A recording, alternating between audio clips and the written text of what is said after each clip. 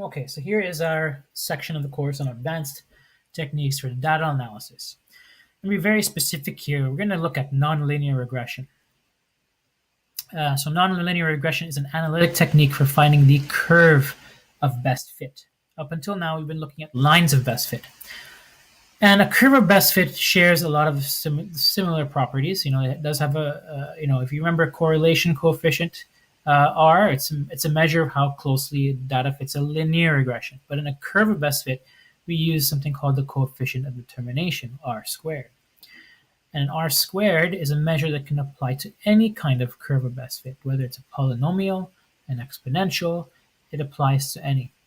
So R squared, in this red box here, it's defined as the variation in y explained by the variation in x divided by the total variation in y. So what's important to note is R squared does have a value like R to be between 0 and 1. And the closer it is to 1, the stronger the data fits the curve of best fit.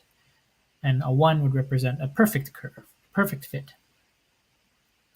So I'm going to show you now an example of how to create an exponential regression or an exponential curve of best fit on the Excel spreadsheet. And if you forget what exponential functions look like, well, they're of this form. So you have some base raised to an exponent. Your x is now your variable exponent, and there's a coefficient, constant coefficient in front. Or if you're using e 2.71828, that would be your base raised to some exponent kx multiplied by a constant coefficient a. So here we are looking at an example. A laboratory monitors the growth of a bacterial culture by scanning it every hour and estimating the number of bacteria. The initial population is unknown.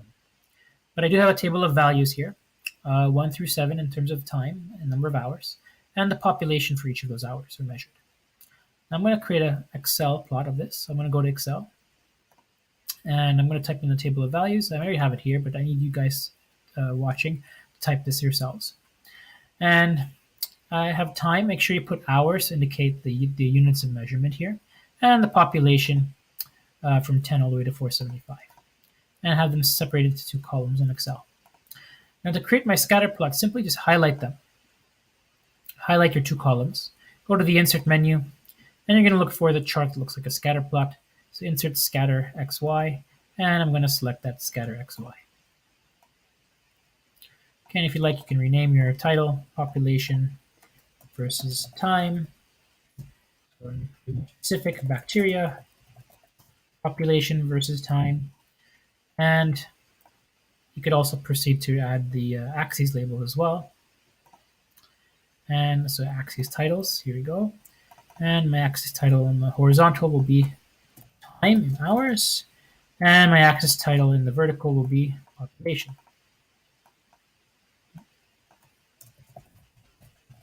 There we go. Okay, let me just make this a little bit bigger. And so there's our scatter plot.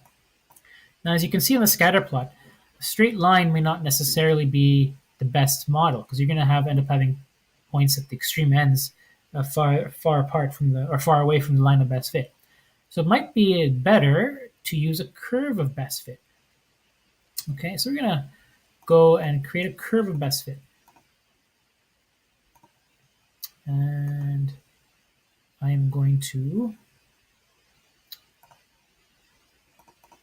see if I can get back to that. Insert.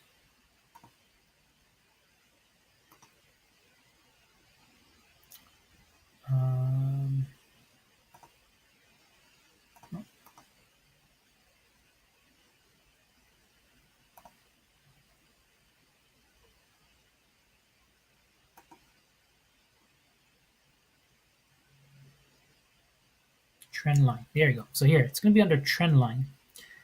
So I'm going to create a trend line. So look, it sort of already defaults to line of best fit.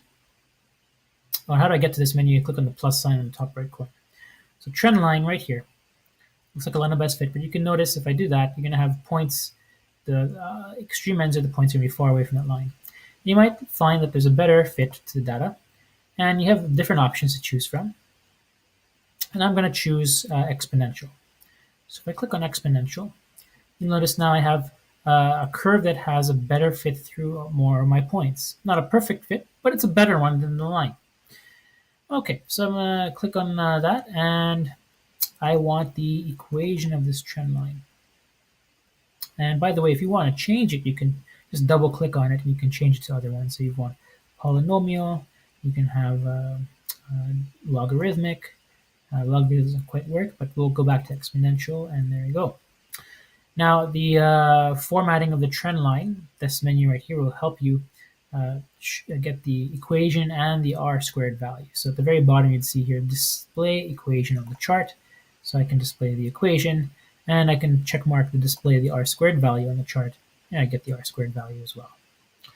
Okay, so now I have just done an exponential curve of best fit, and Excel has already calculated those values that I need. So I'm going to just go back to my page here, and I'm going to use the kind of rounded value. So the A was 5.7 if I round it. And my K value, let's go back to my Excel sheet, let's read the K value, 0.6569. So I'll round that to 0.66. And my R squared value was 0.995. So we have a really good fit here. It's close to 1. It's a really good fit for my exponential regression or my exponential curve of best fit. And if you want to just draw that as well here inside your notes, you can do something like that as well and show that curve of best fit. But sort of fit through most of the points there at the beginning.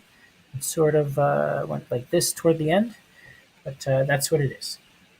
And you can do the same thing on the handout with the other examples, going through the other types of curves of best fit. The next one would be polynomial. Polynomial regression, so you can have degree 2 or degree 3, and a power regression at the end as well.